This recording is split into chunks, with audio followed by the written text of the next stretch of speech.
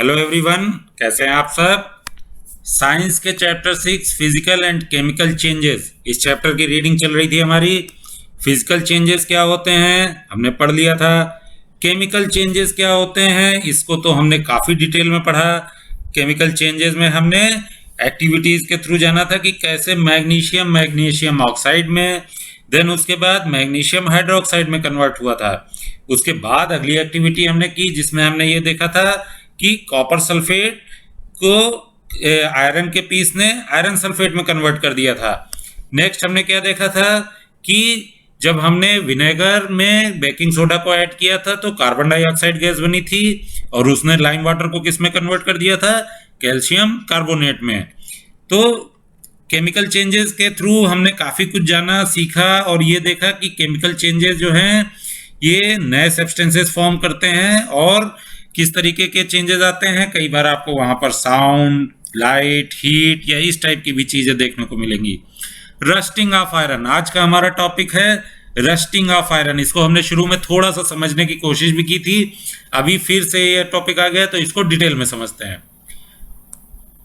Let us get back to rusting. This is one change that affects iron articles and slowly destroys them. Since iron is used in making bridges, ships, cars, truck, bodies, and many other articles, the monetary losses due to rusting is huge. आपको पता है कि rusting जो है वो हमारे जितने भी आयरन आर्टिकल्स हैं उनको खराब कर देती है। आयरन आर्टिकल्स क्या हैं? आयरन आर्टिकल्स आपको पता है कि आज की डेट में जितने ब्रिजेस हैं, शिप हैं, कार हैं, ट्रक बॉडीज हैं, ये सब किससे मिलकर के बनती हैं? ये सब आयरन की होती हैं, आयरन की बनी हुई होती हैं।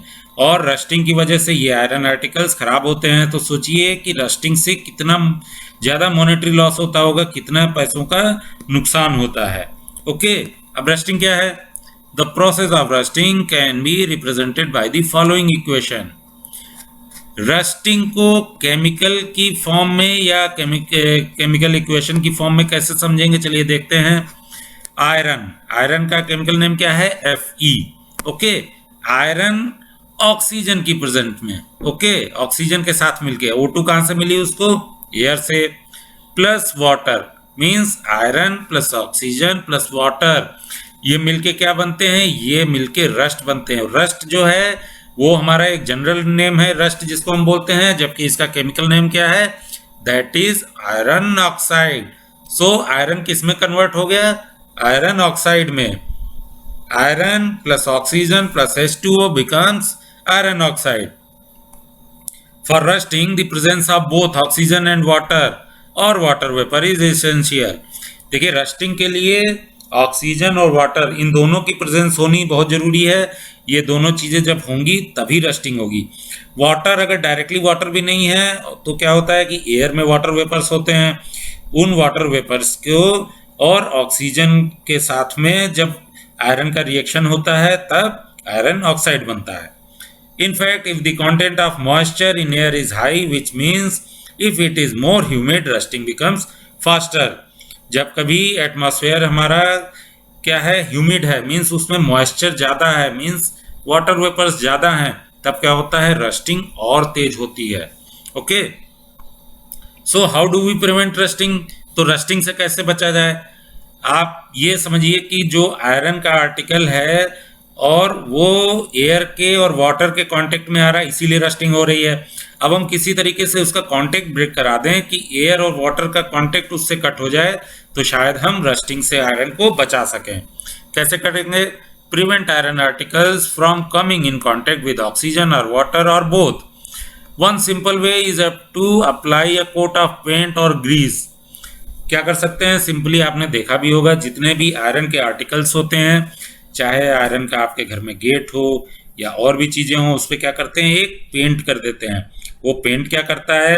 आप सोच रहे होंगे कि पेंट से शाइन आती है, कलरफुल पेंट होते हैं जिनसे लुक आता है। इसके अलावा पेंट का मेन यूज़ क्या है? उस आयरन आर्टिकल को रस्ट से बचाना, उसका आयरन ऑक्साइड में कन्वर्जन होने से रोकना। तो पेंट क्या करता है? In fact, these coats should be applied regularly to prevent rusting. Paint क्या करता है? पेंट आयरन आर्टिकल के ऊपर में जब लगा होता है तब एयर और वाटर का कांटेक्ट उससे आयरन से कट हो जाता है, इस वजह से उसमें रस्टिंग नहीं होती है या कम होती है। तो ये पेंट जो है हमें रेगुलरली करते रहना चाहिए। क्यों? क्योंकि पेंट भी कहीं से अगर खराब होने लगा है तो वहां से रस्टिंग होनी शुरू हो जाएगी। तो रेगुलरली अगर हम पेंट करते रहेंगे तो हम आयरन आर्टिकल्स को रस्टिंग से बचा सकते हैं। इसके अलावा और एक तरीका है, another way is to deposit a layer of a metal like chromium or zinc on iron. इसके अलावा भी एक तरीका है, वो क्या तरीका है कि आयरन के ऊपर हम एक दूसरा मेटल जैसे क्रोमियम या जिंक इसकी लेयर चढ़ा दें। क्रोमियम या जिंक की लेयर जब चढ़ा देते हैं तब क्या होता है, तब भी आयरन का कांटेक्ट ऑक्सीजन और वाटर से कट हो जाता है और क्रोमियम और जिंक में रस्टिंग नहीं होती है। Okay, this process of depositing a layer of zinc on iron is called galvanisation.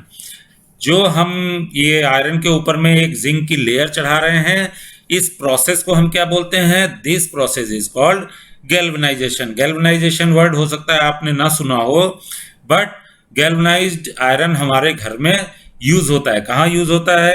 The iron pipes we use in our homes to carry water are galvanized to prevent rusting.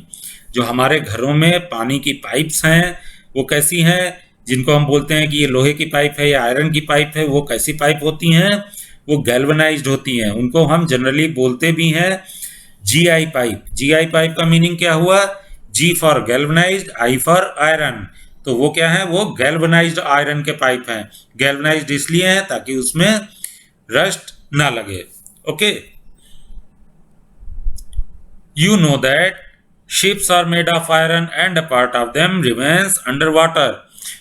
On the part above water also, water drops keep clinging to the ship's outer surface. आपको पता है कि जो ships हैं वो क्या है, वो समुद्र में चलती हैं। उनका एक हिस्सा जो है वो ज्यादातर पानी के अंदर ही रहता है। और शिप्स किसकी बनी होती हैं? आयरन की बनी होती हैं। जो हिस्सा पानी के अंदर है उसके अलावा जो बाहर है वहां भी पानी किसी ना किसी फॉर्म में, कभी पानी के ड्रॉप्स छींटे उस पर आते रहते हैं, नहीं तो ह्यूमिड एटमॉस्फेयर की वजह से पानी के कांटेक्ट में रहता है। Moreover the water of the sea contains many salts.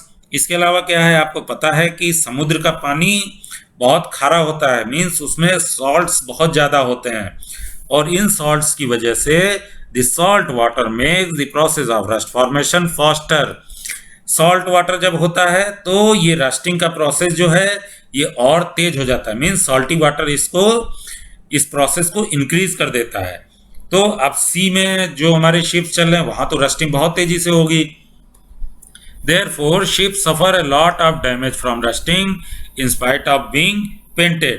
इस वजह से हम शिप में कितना भी पेंट कर दें फिर भी उसमें बहुत ही ज्यादा रस्टिंग होती रहती है।